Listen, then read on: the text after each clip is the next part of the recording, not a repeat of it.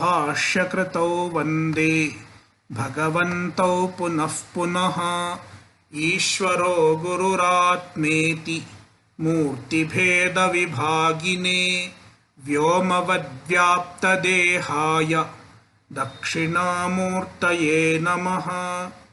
वसुदेवसुतं देवं कंसचाणूरमर्दनं देवकी परमानन्दं कृष्णं वन्दे जगद्गुरुम्।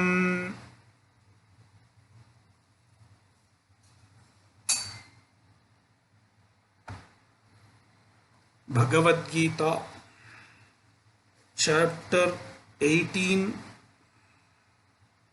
श्लोका 41। ब्राह्मण क्षत्रिय विशाम शूद्राणां च परन्तप कर्माणि प्रविभक्तानि स्वभावप्रभवैर्गुणैः। Bhagavan is talking about a different topic.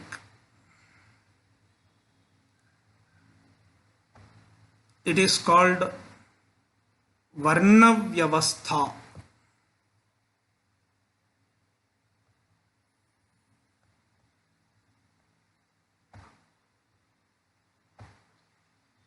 Varna Vyavastha.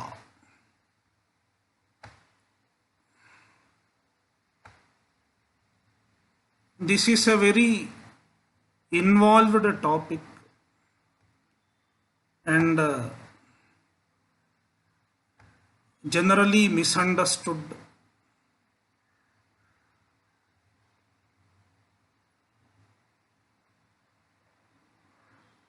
We have a modern interpretation. Generally, people get carried away by the modern interpretation of Varna Vyavastha. And this modern interpretation is given by the Westerners, a Eurocentric interpretation. When the British people came to India, they tried to understand Indian society, the Hindu society. They tried to interpret Hindu society. And they had a different background. They were familiar with the feudalism. And they were familiar with the, slavery. The white people were using the black people as slaves. And feudalism, it was a power hierarchy, a social system which was based on power hierarchy. And when they came to India, they tried to interpret Indian society also based on their own understanding, because they didn't know what it exactly meant. They didn't try to probe into the Shastra. They didn't have a good insight into Indian society, our dharma. So they presented an interpretation. That is why we find a theory of Aryan invasion. Aryan invasion theory. The Aryans invaded India and they dominated over the Dravidians. This was a popular theory. But now some of our own scholars have done research and disproved the theory. They have dismissed Aryan invasion theory. There was no race called Aryan race. There was no race called Dravidian race. There is no proof, there is no evidence. But in spite of that, the Aryan invasion theory has done its damage. A theory based on imagination, a theory based on mere speculation. It has been successful in dividing our country. And so is the Western interpretation of Varnavyavastha. They interpret in line with the feudalism. It is a power hierarchy. They make a pyramid, and Brahmins are at the top of the pyramid, then Kshatriyas, then Vaishyas, then Shudras. And then they present it as a purely discriminatory structure.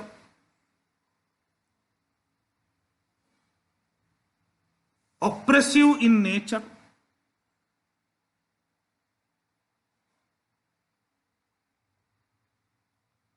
This is how even we studied when we were students. That is how Varnavyavastha is presented in our education system also. Because even our academia, they further the Western interpretation, they further the Eurocentric interpretation, because they have their own political agenda. But if we go deeper into it, look into our own Shastras, go deeper into our own Shastra, you find a different picture altogether, a different perspective altogether.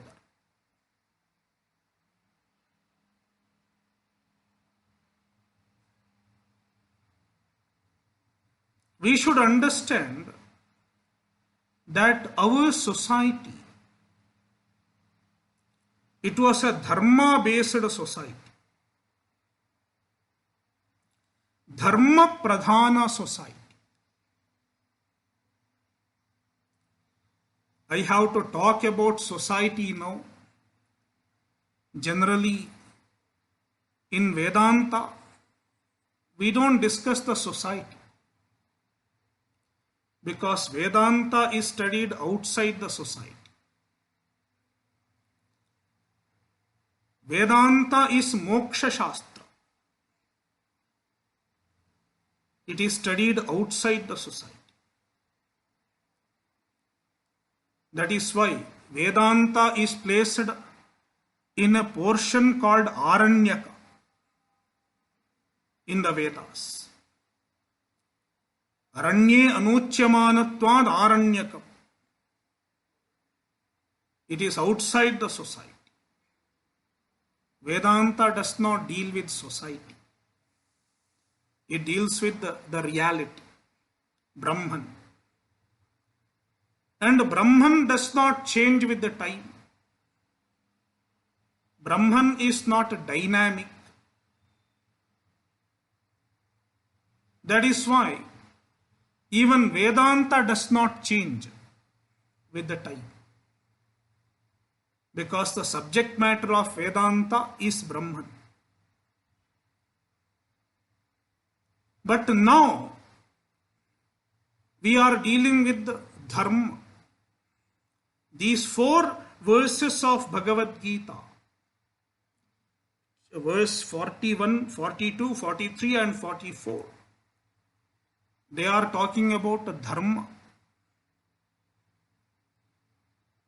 The Varna Vyavastha is associated with dharma.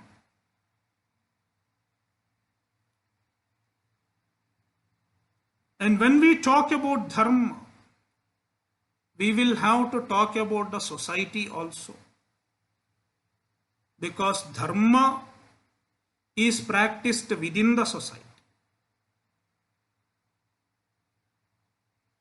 But the society is dynamic. Society has to be dynamic. It should not be stagnant.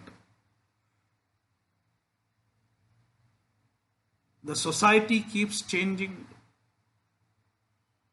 The society keeps evolving in its own way. But even when the society evolves, it should not be at the cost of dharma. In fact, that is what is happening nowadays. In the name of progress, people are drifting away from dharma. The society is drifting away from dharma. There are 4 purusharthas: dharma, artha, kama and moksha. Among these 4 purusharthas, you cannot build a society based on moksha. A moksha based society is not possible. What I mean to say is, you cannot tell everyone in the society that your goal is moksha. And everyone should pursue moksha. Everyone is taught to pursue only moksha. It doesn't happen. A moksha based society will be a failure. In fact, that is what happened with the Buddhism. A Buddhist society, everyone was taught that you should pursue only moksha. The society became weaker.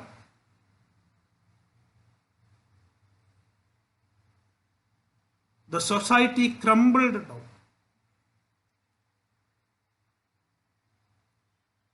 But our society was a dharma based society. Dharma pradhana society. That is why the society could survive for many, many centuries.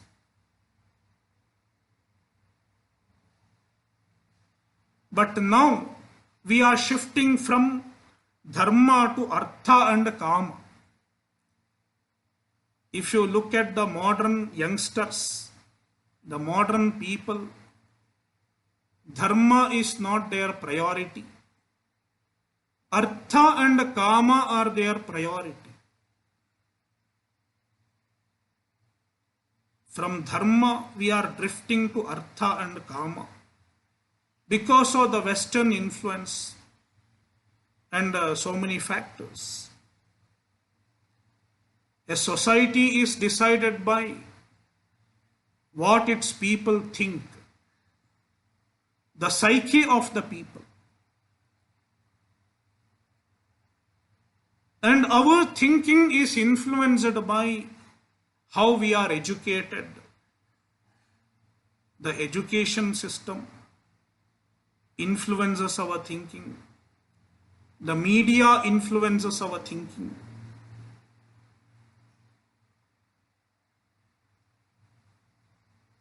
And so many factors influence our thinking. When the society at large thinks in a particular way, the society behaves in a particular way. So now our education system, it is mainly teaching us artha and kama. And if we look into the media, artha and kama are highlighted. The entertainment industry and so on and so on. That is why we are shifting towards artha and kama, and dharma is taking a backstage. When the society is based on artha and kama, there will be a sure degradation of the society. It is not called progress. It is a degradation. What I mean to say is, the society has to progress. But the progress should be in keeping with the dharma. It should not be at the cost of dharma.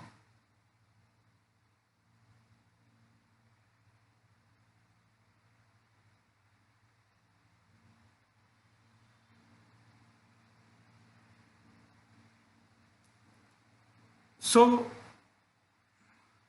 the dharma is practiced in the society.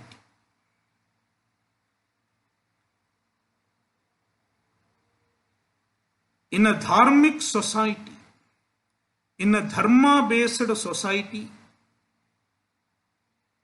all our duties, all our work has to be in keeping with the dharma.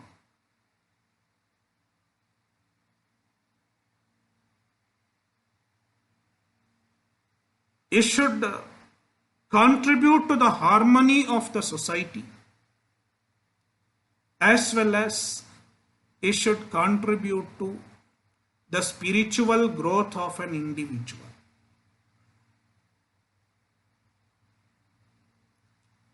That is how this system of varnashrama is. We have a varna vyavastha and we have an ashrama vyavastha. 4 varnas and 4 ashramas. And the karmas, the duties, are assigned in accordance with the varnas and ashramas. So, let's look into the shloka.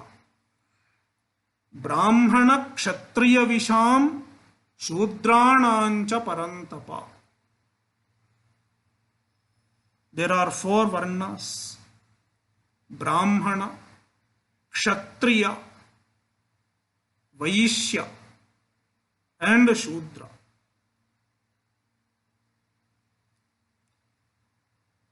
Brahmana cha, Kshatriya cha, Vit cha, Brahmana Kshatriya Vishaha. Itaretara dvandva samasa. Shudranancha, and the Shudras, 4 varnas. The word varna cannot be translated. I don't want to translate the word varna because we don't have an English equivalent of the word varna. It is a technical word. Sometimes they translate it as caste. Varna is not caste. Nowadays you have so many castes, more than 1,000 castes. But varnas are only 4. And I don't know what really the word caste means. It was later introduced, used by the colonial forces. So let us stick to the word varna. And then there is a word jati. Sometimes you find the word jati used synonymously with the varnas in the Shastra. But the word jati is more general in nature. When we say jati, it can mean any group of things, not necessarily varna.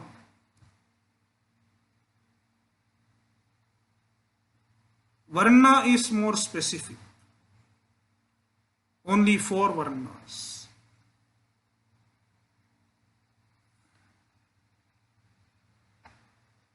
So there are 4 varnas.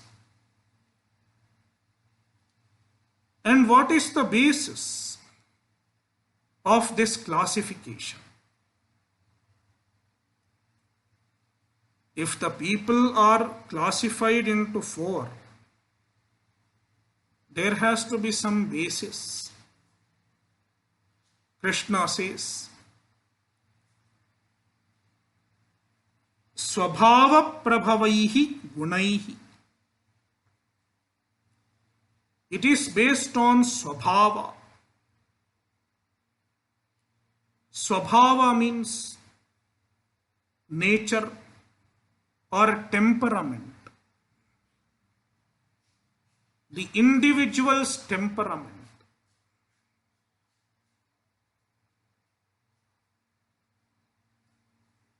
There is a diversity. Everyone is not the same. Everyone is not equal. We have differences in our temperaments. We have differences in our abilities. The nature has diversity. Each one is different. 5 fingers cannot be equal. If all 5 fingers have the same length and the same way of behaving, then we cannot use our palm. The palm will become useless. The 5 fingers have differences and they have different abilities. And they work in unison. That is why we are able to use our hands.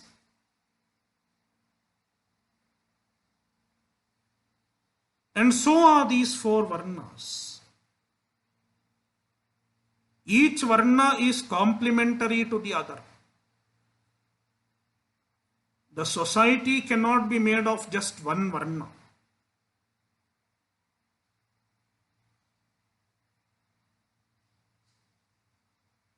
The society needs all varnas.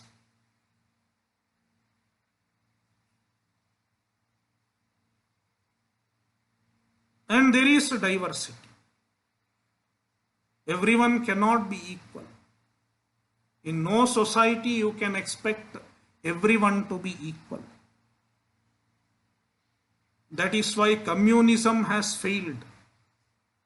Because communism wanted to make everyone equal.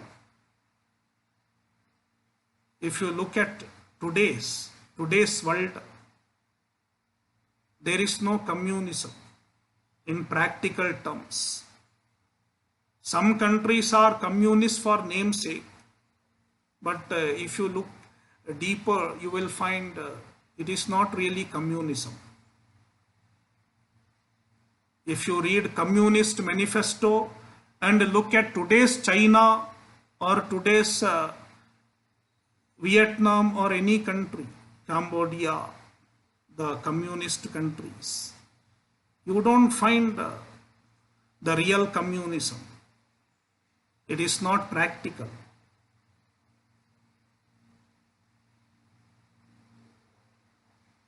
That is why we recognized diversity. and we honored diversity.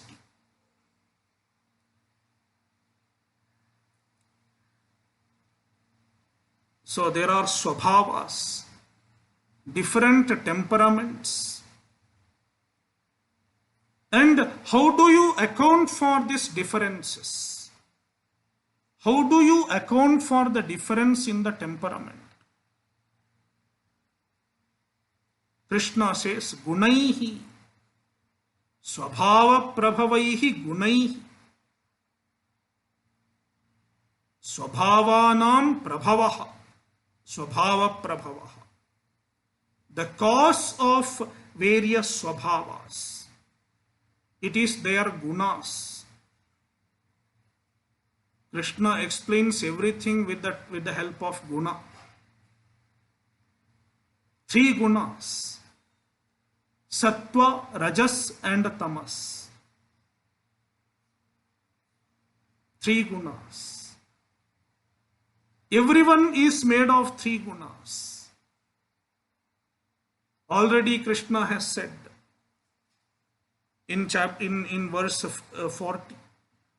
न तदस्ति पृथिव्यां वा दिवि देवेषु वा पुनः सत्वं प्रकृतिजैर्मुक्तं यदेभिः स्यात् त्रिभिर्गुणैः. There is nothing in the world which is not made of 3 gunas. So everyone has 3 gunas. But then there is a variation of the combination of 3 gunas. Variation in the proportion of 3 gunas. The 3 gunas are combined in different proportions. And you can have 4 types of combinations. Number 1, Sattva is predominant. Rajas is less predominant. And Tamas is even less predominant.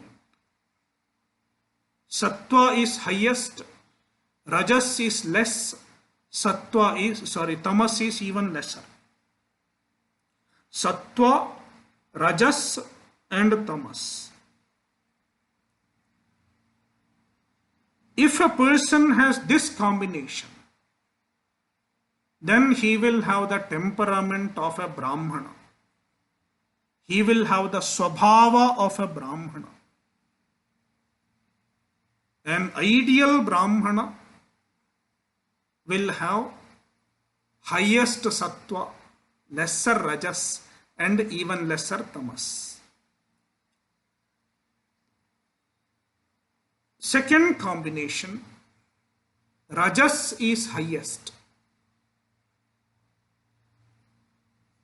Sattva is second and tamas is third. Rajas, sattva and tamas. This combination makes him a kshatriya. He will have the temperament of a kshatriya. Then third combination,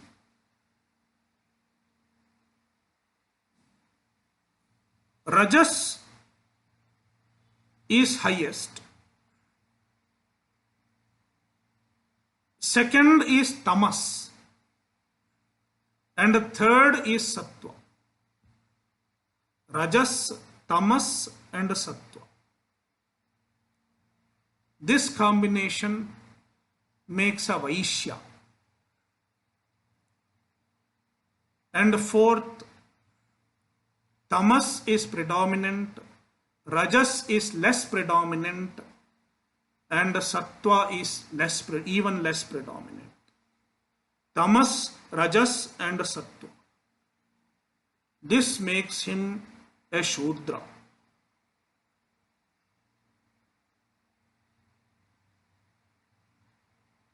So let me sum up. Sattva, Rajas, Tamas, Brahmana. Rajas, sattva, tamas, kshatriya. Rajas, tamas, sattva, vaishya. And tamas, rajas, sattva, shudra. That is how the difference in combination of the gunas causes diversity in temperament and forms four varnas.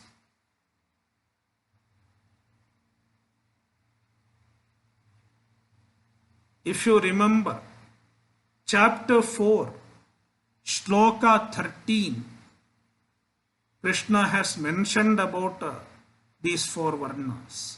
Chaturvarnyam maya srishtam gunakarma vibhagashaha. He repeats the same thing here. Swabhava prabhavair gunaihi. So the variation in guna causes variation in swabhava. Please don't look at it as four compartments. It is not compartment. It is not always black and white. So even among Brahmana there will be varieties. Even among Kshatriya there will be varieties. So guna is not always just, it's not just black and white.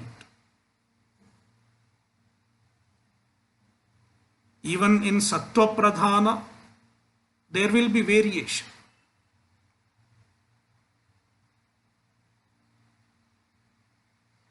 But broadly, we can classify them into four.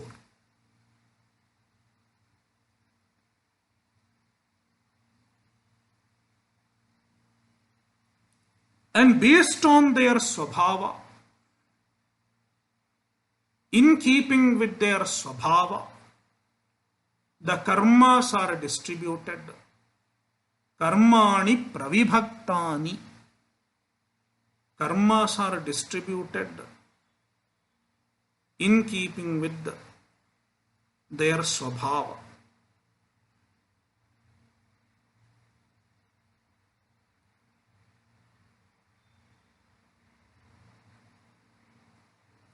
So now, in the next shloka, Krishna is talking about the karmas of a Brahmana.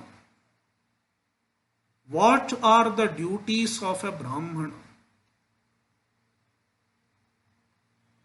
Shamo damastapas shaucham kshantirarjavameva cha jnanam vijnanamastikyam brahma karma swabhavajam. Shamaha. Shama means manonigraha, mastery over the mind, disciplining the mind. A Brahmana should have a disciplined mind. And he should constantly work for disciplining the mind.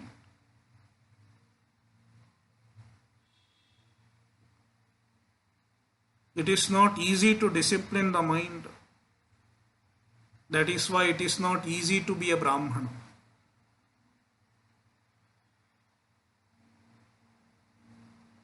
Damaha,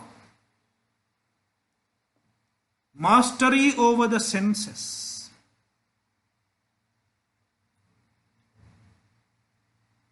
Tapaha, austerities. The life of a Brahmana has to be austere. He has to lead a simple life.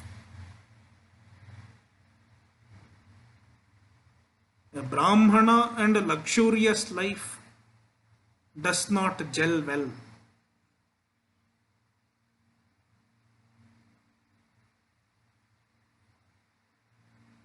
Traditionally, a Brahmana had been leading a simple life. Contrary to the popular opinion nowadays, contrary to the popular understanding nowadays, a Brahmana does not have power. In the Varna Vyavastha, the power always lies with the Kshatriya, because the king is a Kshatriya. The Brahmana is not the powerful person. He leads a simple life. He is not the king. And he does not have money also. Brahmana was generally poor. Vaishyas were the business people. Therefore, they had money. Brahmana lived on dana. Whatever he received by dana, he lived on that. So he neither has power nor he has money. Then how can you put him high on the pyramid?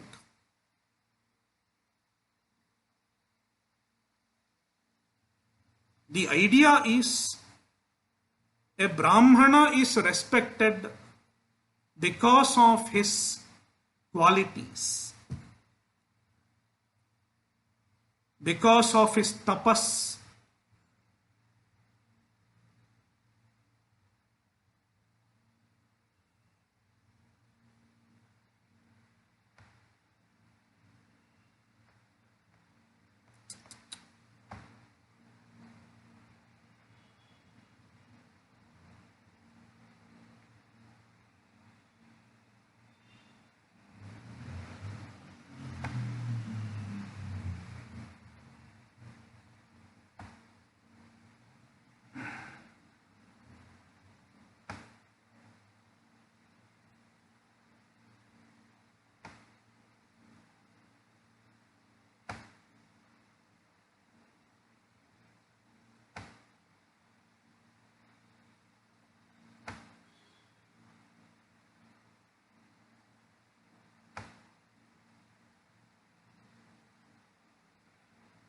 Hello?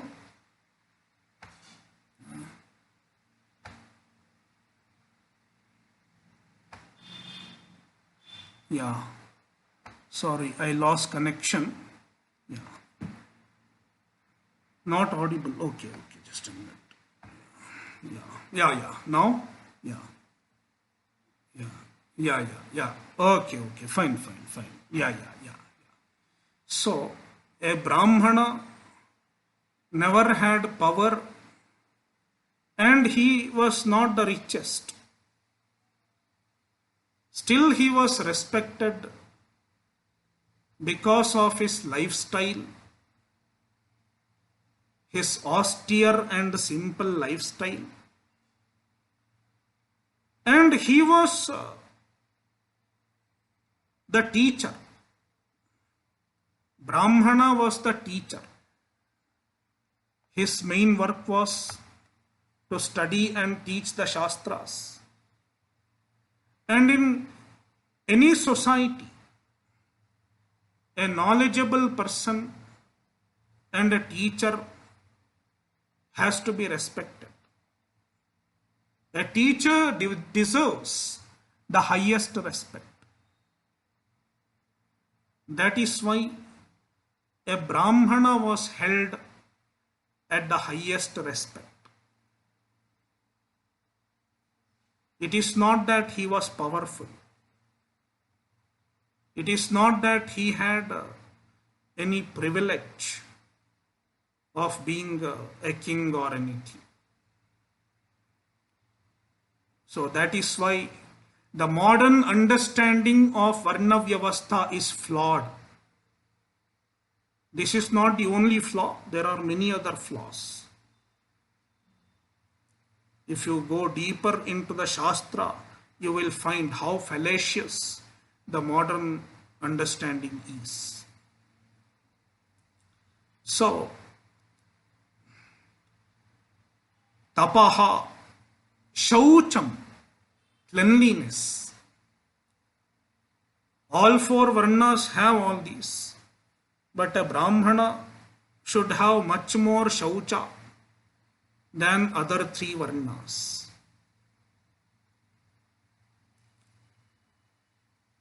He has more cleanliness.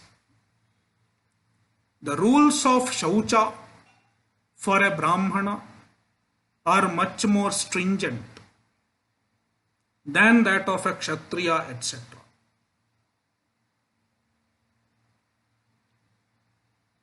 If you look into Mahabharata, there is a dialogue between Yayati and Devayani. Devayani was a Brahmana girl and she wanted to marry Yayati, who was a Kshatriya. Devayani tells, I want to get married to you. Then Yayati says, I am a Kshatriya, you are a Brahmana. Our Shaucha Niyamas are different. A Brahmana has more Shaucha Niyama and a Kshatriya has less Shaucha Niyama. This dialogue occurs in Adi Parva of Mahabharata, the story of Yayati. That is why it will be difficult.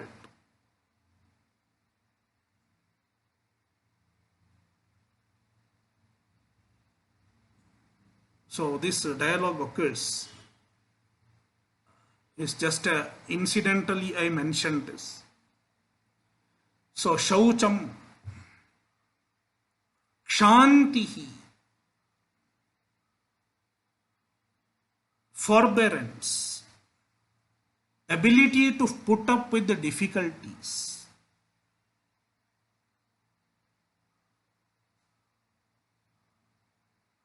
Arjavam, uprightness, absence of crookedness, honesty,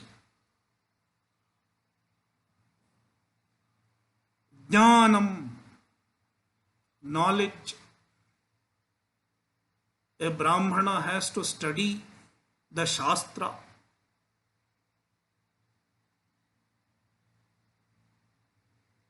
The Veda, Smriti, etc. He should be well informed about the Dharma, because he is the teacher of Dharma for all other people.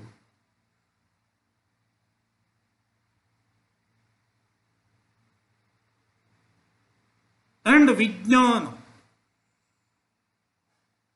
Jnanam and Vijnana. In this context, Jnana is his understanding of the Shastra in general, and Vijnanam, how to apply the knowledge in a given situation.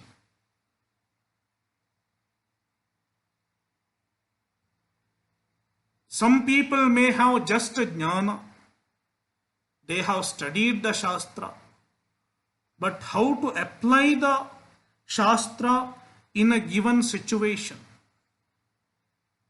they may not be knowing. So he should have jnana as well as vijnana. Astikyam, Shraddha. Shraddha in the Shastra, in the tradition, in Dharma, and so on. If a Brahmana himself does not have Shraddha, how can the other people have? Because he is the teacher for other people. A teacher should lead by example. That is why Brahmana's life makes it makes more difficult for a Brahmana. He has to follow all the values in his own life and inspire the people in the society.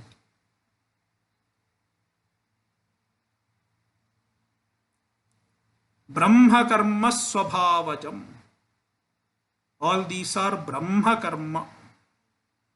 Brahma karma means Brahmana's duties.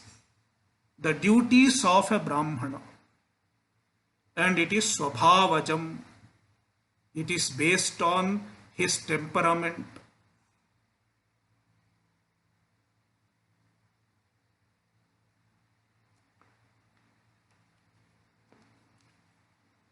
Now, Kshatriya's karma. The duties of a Kshatriya.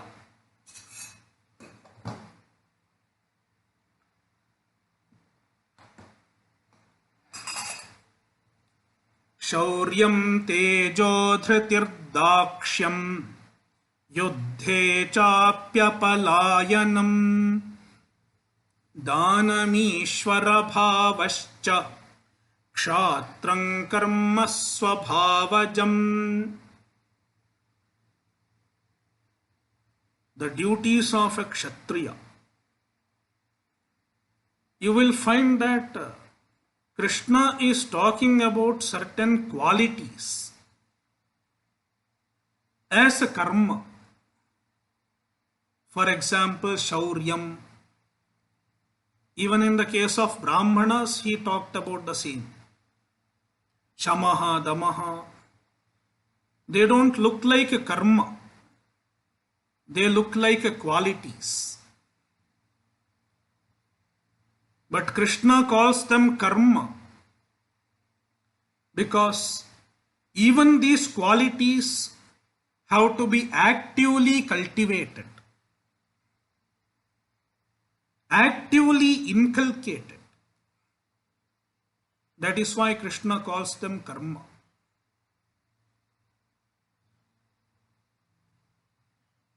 If a Brahmana does not have Shama, he has to work in the direction of getting Shama. And the same thing applies to Kshatriya. If a Kshatriya does not have Shaurya, Tejas, etc., he has to work for cultivating those qualities. Shauryam is the prowess, the physical ability to fight. A Kshatriya should be able to fight when it is necessary. And he has to cultivate the ability to fight. He has to learn the art of warfare. He has to learn the martial arts.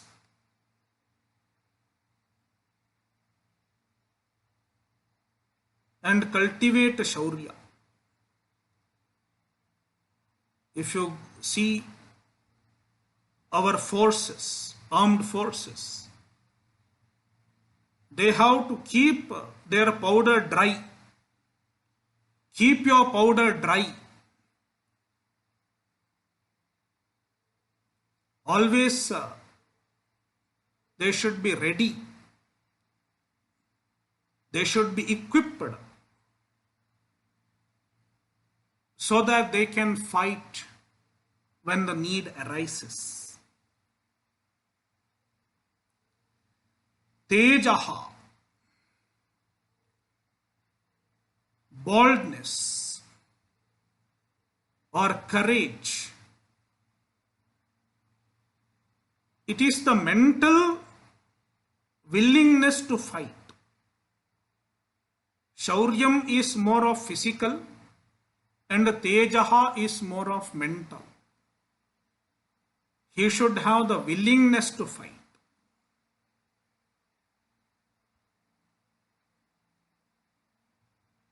When the need arises, he should not say, I am not interested in fighting.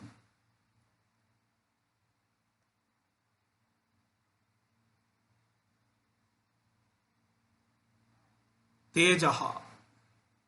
Dhritihi. Determination. Even when a difficulty arises, he should not give up.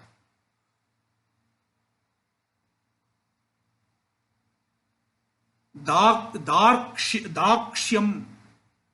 Dakshyam means dakshata,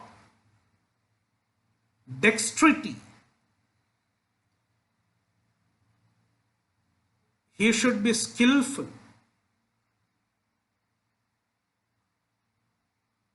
dexterous. He should be able to make quick decisions, proper decisions at the right time. So dakshata involves presence of mind, ability to make quick decision, ability to assess a situation properly.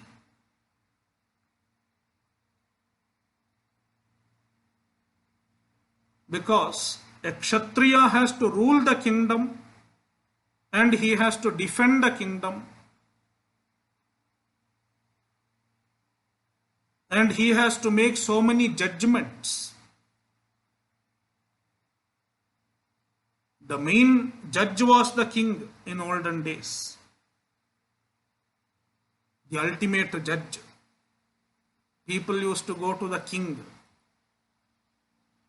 So he has to make so many decisions. Administration involves decision making. So that is dakshyam. Yuddhe chapyapalayanam.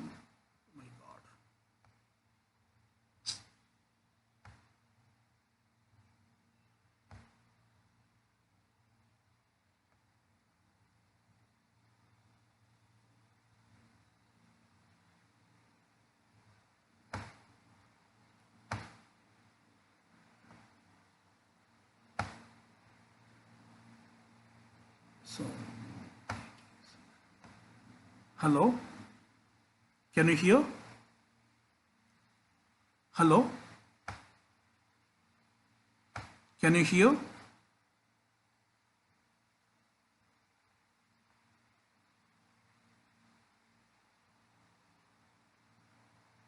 Hello? Yeah. Yeah, can you hear? Okay. Fine. Yeah. There is some disturbance today. Yeah. So, Yuddhe chapyapalayanam. Not running away from battlefield. A Kshatriya should not run away from battlefield. Means he should have enough courage to face his enemies. He should not be a coward.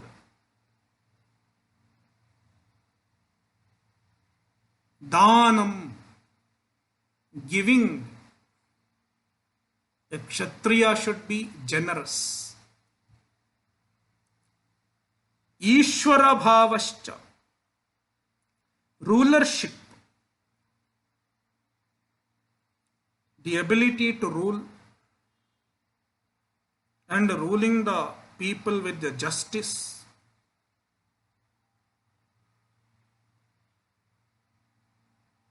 Kshatram karma swabhavajam. This is kshatram karma, the duty of a kshatriya. Swabhavajam. It is also swabhavaja. It is in keeping with his swabhava.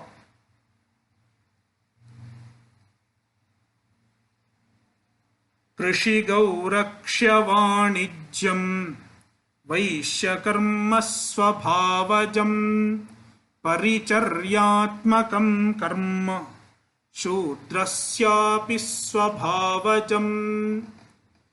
The duties of a Vaishya.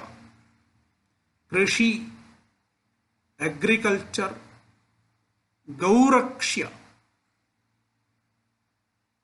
protecting the cows. Rearing the cattle. Vanijyam, business. Trade. Vaishya karma swabhavajam. These are the duties of a Vaishya. Paricharyatmakam karma. Doing all other forms of service. Shudrasyapi swabhavajam. It is the karma of a Shudra. Thus, the karmas of 4 varnas are mentioned. Krishna does not elaborate on them. Krishna does not elaborate on the varnashrama vyavastha. Because the dharma according to an individual's varna, it is the topic of Dharma Shastra. We have a distinction, Dharma Shastra and Moksha Shastra. Bhagavad Gita is a Moksha Shastra. Then there are Dharma Shastra, like other Smriti texts, Manusmriti, Yajnavalkya Smriti, Parashara Smriti, even the other part of Mahabharata, a major part of Mahabharata. So there is an elaborate body of literature called Dharma Shastra. That is where these karmas are elaborately discussed. Bhagavad Gita being a Moksha Shastra, Krishna does not talk much about Varna Vyavastha and Ashrama Vyavastha, but he refers to them. He is just making a reference without describing much, because dharma is needed for getting Chitta Shuddhi. Krishna is going to say in the next shloka.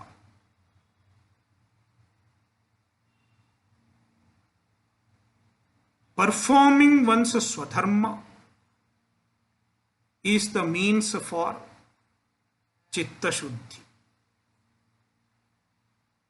And how swadharma leads to Chitta Shuddhi, we will discuss in the following shlokas next week.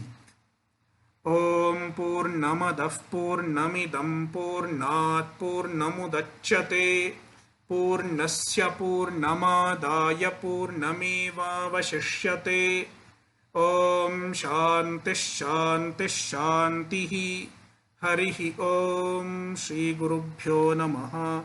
Harihi Om.